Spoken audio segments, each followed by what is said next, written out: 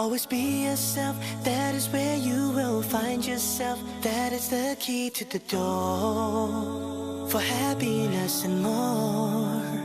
Always put your faith in your Lord, He will keep you safe. Don't ever feel no fear, He'll always be right here. Assalamu alaikum wa rahmatullahi wa barakatuh. Welcome, dear viewers from around the world, joining us on our brand new program, Live Your Life, and I'm your host for the program, Junaid Dar. Dear viewers, we have a very special program, a unique program, where we are taking a journey through the beautiful Quran. We looked at the Basmala, we looked at the greatest surah in the Quran, and that was Al-Fatiha, and now we're going to continue with our journey. And there is a narration which teaches us that in everything there is an excellence. And in the Quran, the excellence there is in Surah Al-Baqarah. And inside of this particular chapter, there is a verse which is the most powerful verse in the whole Quran. This verse contains the names and the attributes of Allah once again. So our discussion today is going to be on the Ayatul Kursi. And to discuss this very beautiful topic, we have a very special guest. So let's introduce him and then go into our discussion. If I can turn to Dr. Saeed Al-Qadi, who is our guest for the evening and carries a master's in Sharia and also has a PhD in education. It is a privilege, Sheikh, to have you here. So I'd like to begin by saying Assalamu alaikum. Wa alaikum salam wa rahmatullahi wa barakatuh. Sheikh Junaid, may Allah bless you and reward you. It's my as well, my pleasure to be with you as well. Thank you very much. Sheikh, we've taken the Basmala, we've taken Al-Fatiha, and now we're going into Surah Al-Baqarah. But we've jumped from the first verse and gone right towards the end of the chapter and looking at Ayatul Kursi. What is the wisdom in doing that? بسم الله الرحمن الرحيم الحمد لله رب العالمين اللهم صل على نبينا محمد وعلى آله وصحبه أجمعين. Nabi sallallahu alayhi wa sallam, on one occasion, he met one of the companions called Ubay ibn Ka'b. Ubay ibn Ka'b was known to be the most knowledgeable person of the Quran amongst the companions. Okay. And Nabi sallallahu alayhi wa sallam said to him, "Oh Ubay, what is the most virtuous verse of the Quran? What is the most excellent verse of the Quran?" And Ubay radiallahu anhu, he had in his mind an answer, but he was very respectful to the Nabi sallallahu alayhi wa sallam. Okay. And he said, "Allahu wa rasuluhu a'lam." Allah and His Messenger know best. Out of like good manners with Allah subhanahu wa ta'ala and with the Nabi sallallahu alayhi wa sallam. And Nabi sallallahu alayhi wa sallam asked him twice and thrice, "Oh Ubay, which verse? Which verse?" He said, "Allahu la ilaha illa huwa al-hayyul qayyum." SubhanAllah. The verse of Al-Kursi. Allahu la ilaha illa huwa al-hayyul qayyum. As soon as he uttered this answer, and Nabi sallallahu alayhi wa sallam became very happy and pleased, and he placed his hand on his chest and said, "May your knowledge be enjoyable for you, O Abu al-Mundhir." Okay. Congratulations. Meaning that you have answered the question correctly. Okay. You managed to distinguish which verse is the most virtuous and most excellent verse of the Quran. Okay. That is Allahu la ilaha illa huwa al-hayyul qayyum. And that's why we begin with it, inshallah ta'ala, in Surah Al-Baqarah. And Sheikh, just comprehensively, why, in meaning-wise, why is it the greatest verse in the Quran? Well, subhanAllah, it has, this verse is made of 10 sentences. It contains almost 18 names of Allah's blessed names and exalted names. And these names are either mentioned clearly or they are implied within the verse itself. Okay. The verse, subhanAllah ta'ala, also contains the main rulings and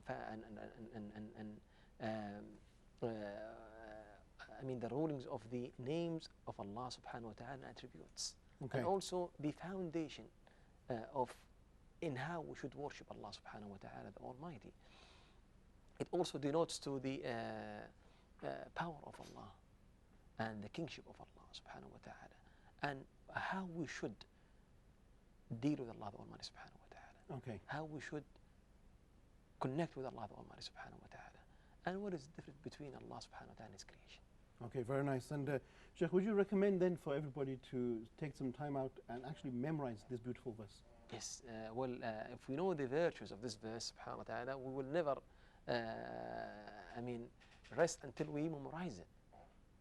And Nabi sallallahu alayhi wa sallam, when in Sahih al-Bukhari, said that any person who recites the verse of Al-Kursi after each prayer, nothing will prevent him from entering Jannah but death. Subhanallah. Subhanallah, yeah. The person who recites Ayat Al-Kursi after each prayer, nothing will stop him from entering Jannah except death. Okay. Okay? And this is a sound hadith. And in Sahih Bukhari, he also said that a person who recites Ayat Al-Kursi in every night, Allah Ta'ala will appoint for him an angel or a guard who will be with him throughout the night until the morning. Okay. And no shaitan or devil will come near to him. Subhanallah. Subhanallah. And this is Sahih Al-Bukhari. The other hadith is Sahih Sunan Tirmidhi. Simply reading this one verse will keep you protected throughout the night and Throughout the day. night, subhanallah ta'ala. So you have the reward in this life and in the hereafter. In this life, shaitan will not come near to you if you recite every night. In the hereafter, it will enable you to enter Jannah with the greatest of ease. Okay, excellent. Then, Sheikh, is it possible then we can use this verse in cases of ruqya, for example, as treatment for any conditions? Obviously. It's very powerful verse, very strong verse that remove the shaitan, that help you as well to restore your iman and you restore your trust upon Allah subhanahu wa Almighty. SubhanAllah. And also, Sheikh, when we do our adhkar, the remembrance of Allah in the morning and in the evening, we read this as well at the same time. Yes, you can. Yes. It is from the adhkar of the morning and the evening because it will remove the shaitan from your life by the will of Allah subhanahu wa ta'ala. Okay, so let us begin then, Sheikh. The ayah is it contains so much information, and we want to take everything out of it so we can get a good understanding. Right at the beginning, we start with Allahu la ilaha illa wal hayyul qayyum. What is the wisdom or the secret behind beginning with the name of Allah? Subhanallah. If you place the name of Allah, Allah subhanahu wa ta'ala, the Almighty, this name denotes to Allah only. No one else. Nobody claimed to be called Allah. And no one asked to be called Allah subhanahu wa ta'ala from His creation. So Allah denotes to Allah, the Almighty subhanahu wa ta'ala alone. Okay? And if you place this name, Allah subhanahu wa ta'ala, before every sentence, it will make a perfect sense. Okay. You say, Allahu la ilaha illa huwa. Allahu al-hayyul qayyum. Allahu la ta'khudhu sinatun wa la nawm. Allahu lahu ma fi as-samawati wal ard. SubhanAllah. If you go throughout all the sentences, 10 of them, okay, you will find that Allah Ta'ala, this word will make a perfect sense. SubhanAllah. So we begin with Allah Subhanahu wa Ta'ala and everything referred back to Allah. Okay, is this, can we say this is done out of honoring or venerating Allah Subhanahu wa Ta'ala? It is an honor for the verse to begin with the name of Allah, the Creator, the Almighty Subhanahu wa Ta'ala. It's an honor for the verse itself. Nothing that is more honoring than the beginning with the name of Allah, the Almighty Subhanahu wa Ta'ala. SubhanAllah. And Sheikh, as soon as we pass through the name of Allah, we have La ilaha illahu. We have a testimony of Tawheed coming straight after. What does this teach us?